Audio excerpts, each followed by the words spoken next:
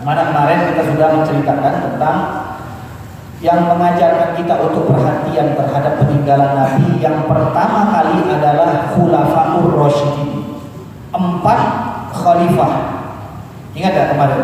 Bukan kemarin, malam Kamis.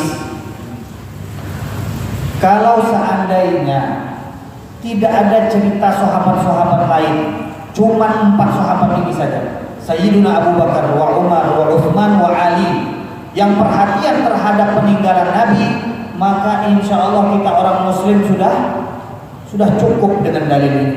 Kenapa? Oh, ini perintah Nabi. Kalau 4 khalifah sudah melakukan satu perbuatan, kata Nabi, ikuti mereka, karena apa yang mereka lakukan tidak akan keluar dari sunnah Nabi Muhammad SAW. Jadi kemarin kita sudah menceritakan bahwa ada satu peninggalan di mana turun temurun setelah dipegang oleh baginda Rasulullah, dipegang oleh Sayyidina Abu Bakar As-Siddiq, kemudian dipegang oleh Sayyidina Umar, dipegang oleh Sayyidina Uthman, dan jatuh di sumur. Apa ya? Cincin. Sehingga sumurnya disebut dengan Bi'rul Khotam, sumur cincin. Karena cincin Sayyidina Uthman yang beliau kenakan, yang merupakan cincin baginda Rasulullah, jatuh di sumur tersebut. Apa yang dilakukan oleh Sayyidina Uthman? Biarlah sekot cincin, dia banyak cincin lain. Tidak. Sayyidina Uthman memerintahkan kepada para sahabat-sahabat untuk mengeringkan sumur ini selama 3 hari berturut-turut untuk mencari satu cincin yang pernah digunakan Rasulullah Sallallahu Alaihi Wasallam. Kalau bukan karena perhatian mereka terhadap peninggalan Nabi dan mereka yakin di dalam peninggalan tersebut ada keberkahan, kenapa Sayyidina Uthman sampai memerintahkan 3 hari mengeringkan sumur tersebut hanya untuk mencari cincin, sedangkan cincin lain bisa dibuat, cincin yang lebih mahal bisa dibeli. Sayyidina Uthman kaya, kita tahu. Apa yang tidak bisa dibeli oleh Sayyidina Uthman? Sumur yang dimiliki oleh orang Yahudi yang tidak mampu satupun orang membelinya, dibeli oleh Sayyidina Uthman. Jadi kalau kita bahas kekayaan Sayyidina Uthman itu tidak ada duanya. Jadi di sini Sayyidina Uthman sampai perhatian sedemikian, menginginkan cincin tersebut agar kembali dikeringkan sumur selama 3 hari. Tapi ternyata tidak dikabulkan. Menunjukkan, kata para ulama, perhatian para khalifah terhadap peninggalan baginda Rasulullah SAW. Kemarin juga sudah kita ceritakan Zubair bin Al-Awwam di perang Badar bertemu dengan Ubaidah yang pada saat itu memakai perlengkapan perang lengkap dari ujung kepala sampai ujung kaki, sehingga tidak bisa lagi untuk ditebas. Semua besi, cuma tinggal mata aja yang kelihatan. Saking takutnya berperang yang dihadapi orang Islam. Maka kata Zubair, aku punya tongkat kecil. Satu-satunya cara untuk membunuh orang ini adalah dengan menusuk matanya. Ditusuk oleh Zubair ke arah matanya musuh di perang Badar, dan akhirnya pendarahan, kemudian mati. Dan didengar oleh Rasulullah cerita ini, kata baginda Rasulullah, tongkat kecil tadi berikan kepadaku, kata Rasulullah. Maka tongkat kecil ini bersama Nabi Muhammad sampai beliau wafat. Setelah wafat, Sayyidina Abu Bakar langsung mendengar bahwa tongkat itu sudah diambil kembali oleh Zubair. Kata Abu Bakar, pinjamlah sebentar tongkat kecil yang selalu dibawa oleh Rasulullah itu, pinjamkan kepadaku. Hanya Zubair karena ini khalifah, dia pinjamkan kepada Abu Bakar. 2 tahun Sayyidina Abu Bakar meninggal, Zubair langsung menghadap ke rumah Abu Bakar, dia ambil tongkatnya. Sayyidina Umar yang menjadi khalifah datang, Sayyidina Umar bilang sama Sayyidina Zubair, mana tongkat yang kau pinjam dari Sayyidina Abu Bakar? Dia bilang, ini pinjam kena juga aku ini, minjam juga Sayyidina Umar. Begitu juga Sayyidina Uthman, begitu juga Sayyidina Ali. Tongkat ini kemudian Zubair bin Al-Awwam meninggal dunia dan tongkat ini pada saat itu ada bersama Sayyidina Ali. Kemudian Abdullah putra Zubair akhirnya meminta kepada Sayyidina Ali agar tongkat ini dikembalikan kepada keluarga mereka, dan akhirnya kembali kepada keluarga Zubair bin Al-Awwam. Lihat, turun temurun, tahan minjem hanya untuk tongkat. Kata Abu Yamaliki, tongkat ini kenapa direbutkan? Banyak kayu lain, banyak tongkat lain, banyak yang lebih mahal, banyak yang lebih bagus.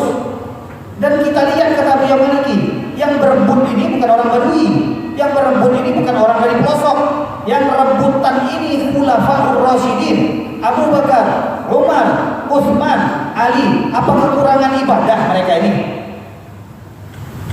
Kalau kita lihat orang yang ibadahnya banyak sekalipun masih mengharapkan keberkahan, masih mengharapkan keberkahan dari peninggalan Rasulullah SAW.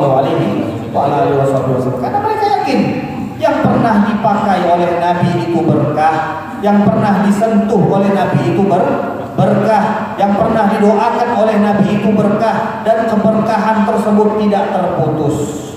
Kita sudah banyak sekali menceritakan hal-hal yang berkaitan dengan keberkahan baginda Rasulullah SAW. Mana sudah kita ceritakan yang berkaitan dengan kalau ini punya manusia biasa kita akan jijik. Darah. Siapa yang mau minum darah? Tapi darahnya baginda Rasulullah diminum oleh para sahabat. Oh, kalau orang yang baru dengar masa darah, mulai ngadu-ngadu Ustaz ngerapin. Darah masa diminum, ini Islam anu nih. Baca hadis. Lihat referensinya jelas. Hadis-hadis sahih yang menyebutkan bahwa sahabat Nabi ada yang meminum darah baginda Rasulullah. Diceritakan di perang Uhud, ada topi perang yang kemudian pecah sehingga menusuk ke pipi baginda Rasulullah SAW. Pecahan ini tidak bisa ditarik dengan tangan sehingga membutuhkan gigitan yang kuat. Maka seorang sahabat menggigit pecahan tersebut sampai giginya ompong. Setelah giginya ompong, darah yang dia sedot dari menyedot pecahan pecahan dari helm perang tadi itu masih ada di mulutnya, dan kemudian dia telan. Itu juga ada lagi yang lebih, kalau kita lihat dari manusia biasa ini akan kata kita, oh tidak mungkin ada orang mau minum itu. Tapi karena dari baginda Rasulullah, ini manusia sempurna, manusia yang kalau engkau keringatnya bau asam kecut, ini keringatnya ditaruh di dalam botol jadi minyak wangi. Sudah kita ceritakan sahabat yang pada saat Nabi tertidur kepanasan, dia mengumpulkan keringat baginda Rasulullah SAW. Ummu Sulaim, ibunya Anas bin Malik, dia kumpulkan keringatnya baginda Rasulullah. Pada saat Nabi bangun, Nabi tanyakan, ada apa kau mengumpulkan keringatku? Kami jadikan ini minyak wangi ya Rasulullah. Karena baginda Rasulullah itu wangi walaupun tidak menggunakan minyak wangi, dan keringat beliau pun wangi. Jadi kalau kita mau mengkiaskan siapa baginda Rasulullah SAW, dan keberkahan yang didapatkan dari baginda Rasulullah itu benar-benar dirasakan oleh orang-orang di sekitar baginda Rasulullah SAW. Jadi cerita kita pada kali ini masih berkaitan dengan bagaimana para sahabat Nabi Muhammad SAW menjaga peninggalan baginda Rasulullah SAW. Kali ini cerita Sayyidina Umar bin Khattab radhiyallahu taala anhu ingin sholat Jumat. Kebetulan di perjalanan sholat Jumatnya ini melalui rumahnya Abbas bin Abdul Muttalib. Abbas bin Abdul Muttalib ini siapa baginda Rasulullah SAW? Ada ujiannya. Abbas bin Abdul Muttalib siapa baginda Nabi? Aman. Apa lagi?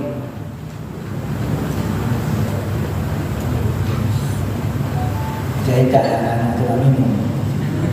paman. Masa Abbas bin Abdul Muthalib kita tidak tahu? Paman baginda Rasulullah, orang yang dicintai Nabi Muhammad SAW. Maka Sayyidina Umar melewati rumah Abbas bin Abdul Muthalib. Subhanallah, Abbas ini baru menyembelih sesembelihan, dan sembelihannya ini darahnya itu ngalir lewat corong tadi. Jadi corong air yang mengalir keluar ini, pancuran yang mengalir ke luar jalan, jalannya kebetulan dilalui oleh Sayyiduna Umar bin Khattab. Subhanallah, baru ganti baju Sayyidina Umar. Baru ganti baju. Kita tahu cerita Sayyidina Umar. Sayyidina Umar ini punya baju kalau Jumat satu-satunya itu. Kalaupun ada di rumahnya itu baju lain lagi sudah. Jadi ini baju yang beliau kenakan khusus untuk hari Jumat. Dia pakai mau datang ke masjid. Subhanallah, Abbas tadi baru habis motong dan kemudian darahnya masih mengalir di pancuran Sayyidina Abbas yang mengalir ke arah jalan, dan kebetulan jalan tersebut dilalui oleh Umar bin Khattab. Pada saat Sayyidina Umar lewat, tidak sengaja darah dari pancuran tadi mengenai baju Sayyidina Umar. Netes nih darah. Sayyidina Umar ini nyari gawe lagi. Dia cabut langsung. Tidak pakai banyak ngomong-ngomong. Oh siapa? Tidak pakai nanya-nanya. Dia cabut langsung. Dia cabut pancuran tersebut. Kemudian dia pulang untuk ganti baju. Dia pulang ganti baju. Kemudian fa'atahul Abbas. Setelah dia pulang, dia ganti baju, dia sholat. Maka Sayyidina Abbas mendatangi Umar bin Khattab. Kata Abbas, wahai Umar, kau tahu siapa yang memasang pancuran tersebut? Tidak. Dengan tangan baginda Rasulullah sendiri beliau memasang pancuran tersebut. Maka setelah mendengar ini dipasang oleh Rasulullah, Sayyidina Umar kemudian mengatakan kepada Abbas, demi Allah kau harus memasangnya dengan menginjak apa? Pundak, kata Sayyidina Umar. Jadikan aku sebagai sandaran atau kursimu. Kau harus masang ini dengan menjadikan aku sebagai sandaran. Karena takut yang masang baginda Rasulullah SAW. Langsung Sayyidina Umar duduk di bawah, Sayyidina Abbas naik di atasnya.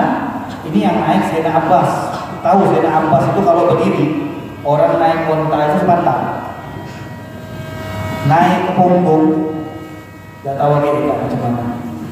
Sayyidina Abbas kalau naik ke punggung, kira-kira macam mana yang di bawah. Nah, tapi jangan dibayangkan Sayyidina Umar juga kecil. Sayyidina Umar pun termasuk sahabat Nabi yang besar. Maka Sayyidina Umar di bawah, Sayyidina Abbas kemudian menginjak Sayyidina Umar bin Khattab, dan kemudian ia pasang kembali pancoran yang dipasang oleh baginda Rasulullah SAW. Lihat, Sayyidina Umar sudah ditetesi darah bajunya, mau Jumat gak jadi. Ini kalau orang biasa marah, gak peduli. Tapi ketika mendengar yang masang adalah baginda Rasulullah, apa yang dilakukan?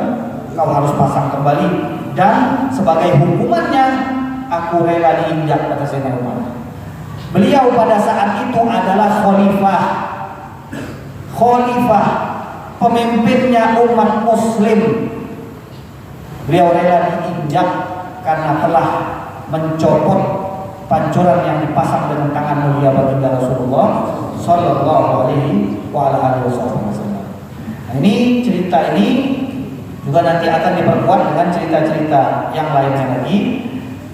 Di sini Abu Yamaliki membuat satu selingan, karena kemarin kita tahu ulama Salafi atau Wahabi yang paling mereka pegang adalah Imam Ibn Taimiyah, di mana setelah menyebutkan bagaimana para sahabat memperhatikan sunnah-sunnah Nabi, memperhatikan peninggalan-peninggalan Nabi, tempat-tempat yang dikunjungi Nabi, beliau kemudian mengatakan, kata Kata beliau, dan kalau kita lihat sahabat yang perhatian dengan peninggalan-peninggalan Nabi ini cuma Ibnu Umar, tidak diikuti sahabat-sahabat lain. Nah, ini sebenarnya selipan untuk memberikan kesan bahwa beliau tetap saja bersikukuh terhadap pendapatnya yang mengatakan memperhatikan dan sengaja pergi ke tempat-tempat peninggalan-peninggalan itu hukumnya makruh.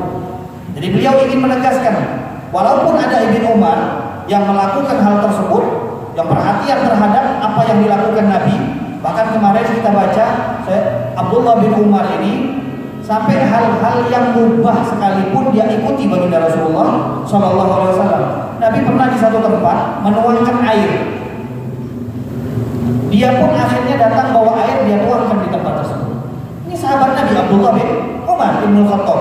Tanpa dia bertanya, tanpa dia mencari hikmahnya apa, pokoknya kata dia Nabi melakukan, saya juga lakukan. Nah, ini peneladanan sempurna dari Abdullah bin Umar. Nah, tapi kata Ibnu Taimiyah itu cuma dilakukan oleh Abdullah bin Umar dan tidak diikuti oleh sahabat-sahabat lainnya. Makanya di sini Abu Maliki menyelingi untuk mengomentari selipan atau statement tambahan Ibnu Taimiyah tersebut. Kata beliau, Ibnu Umar lam yakun wahdahu ma'al athar. Abdullah bin Umar bin Khattab itu tidak sendirian di dalam perhatian terhadap peninggalan dan jejak baginda Rasulullah SAW. Kemudian beliau mulai menyebutkan bahwa yang perhatian terhadap sunnah Nabi itu ada di antaranya para tabi'in setelah para sahabat. Kemudian untuk sahabat kata Abu Maliki kemarin sudah kita ceritakan hal-hal yang berkaitan dengan jejak, hal-hal yang berkaitan dengan tempat, yang berkaitan dengan peninggalan, berkaitan dengan dan berhubungan dengan baginda Rasulullah SAW yang dijaga oleh para sahabat, yang kemudian diperhatikan oleh para sahabat, dan diantaranya sahabat yang memperhatikan ini bukan Abdullah bin Umar saja, tapi khulafaur rasyidin. Jadi kata beliau, tambahan Ibnu Taimiyah yang mengatakan Ibnu Umar saja yang perhatian terhadap jejak dan peninggalan Nabi, itu kata beliau ini tidak benar sepenuhnya, karena yang memperhatikan dan menjaga peninggalan Nabi ini pada urutan pertama ada khulafaur rasyidin. Dan kalau kita berbicara tentang sahabat, kalau 4 ini sudah melakukan, maka yang lain tidak usah kita cari lagi. Karena Nabi memerintahkan dengan tegas, Abdu 'alaiha bin nawajid. Kata Nabi, kalau mereka melakukan, maka pegang dengan teguh sunnah-sunnah yang mereka lakukan, karena tidak akan keluar dari sunnahnya Nabi Muhammad sallallahu alaihi wasallam. Jaminan dari baginda Rasulullah. Jadi kenapa Abu hanya memasukkan 4 sahabat ini? Karena tadi kalau ini kepalanya sudah masuk di dalam hal perhatian terhadap jejak peninggalan Nabi, maka yang lain sudah pasti akan ikut seperti itu. Jadi tidak perlu dibahas terlalu panjang menyebutkan cerita-cerita yang lainnya. Kita ambil khulafaur rasyidin, di dalam 2 cerita bagaimana mereka memperhatikan barang yang ditinggalkan oleh baginda Rasulullah sallallahu alaihi wasallam. Nah, kemudian di sini beliau menambahkan Ibnu Abbas wal athar al-qadimah lamma arada Abdullah bin Zubair hadm al-Ka'bah jama'a as-sahabah fastasharahum fi dhalik faqtaraha alaihi Ibnu Abbas alla yahdimaha kullaha wa an yusriha al-mawadi' allati tahtaju ila islahin faqat liyabqa as-salih ala ma huwa alaih muhafazatan ala al-hijarati al-qadimah allati kanat fil ahdi al-awwal ahd al-islam ahd al-bi'tsah ahd an-nabiy sallallahu alaihi wasallam.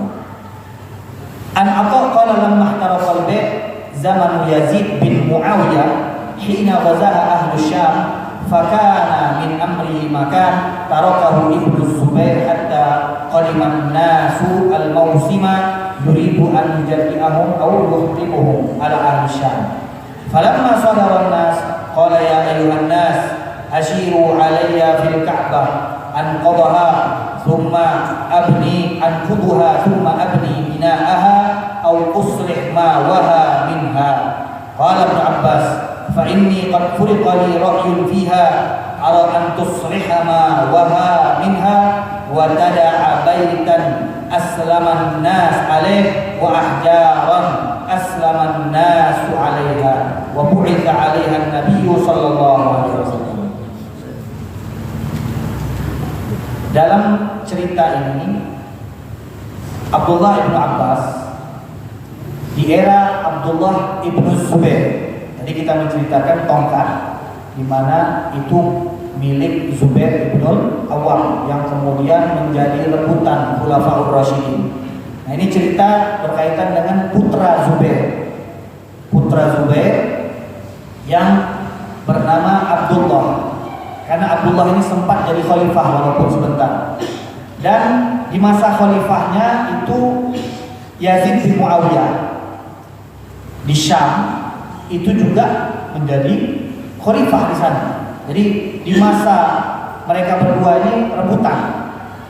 Yazid bin Muawiyah dari Bani Umayyah, Zubair bin Al-Awwam dari kalangan Bani Hashim. Maka Zubair ini pada saat Ka'bah pernah diserang dan pada waktu itu sudah hampir kebakaran semuanya, hanya tersisa sedikit dari bangunan Ka'bah.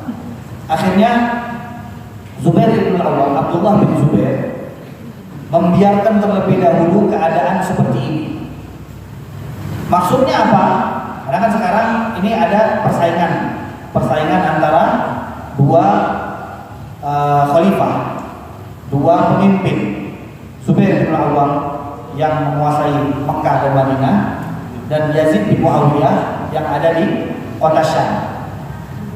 Untuk menarik perhatian orang-orang agar semuanya condong kepada Abdullah bin Zubair dan agar benci kepada Yazid bin Muawiyah, maka setelah kejadian Ka'bah diserang oleh mereka, jadi mereka itu bukan menyerang Ka'bah tadinya, menyerang orang-orang yang ada di sekitar Ka'bah sampai akhirnya Ka'bah pun kena imbasnya. Maka orang-orang Syam yang di bawah kepemimpinan Yazid bin Muawiyah akhirnya pulang kembali ke tempat mereka dan Ka'bah dalam keadaan setengah habis. Maka Abdullah bin Zubair sengaja membiarkan keadaan ini sampai tiba musim haji. Kenapa? Tujuannya biar orang-orang yang datang pada saat haji lihat Ka'bah sudah dibakar seperti ini, Ka'bah sudah hampir roboh, dan akhirnya akan terprovokasi, panas, dan benci terhadap orang-orang Syam yang di bawah kepemimpinan Yazid bin Muawiyah. Jadi ini sengaja politik. Jadi sudah ada dari zaman dulu politik dengan membiarkan satu kerusakan agar supaya kita benci dengan orang-orang yang ada hubungan dengan kerusakan ini. Jadi dibiarkan, enggak dibenahi.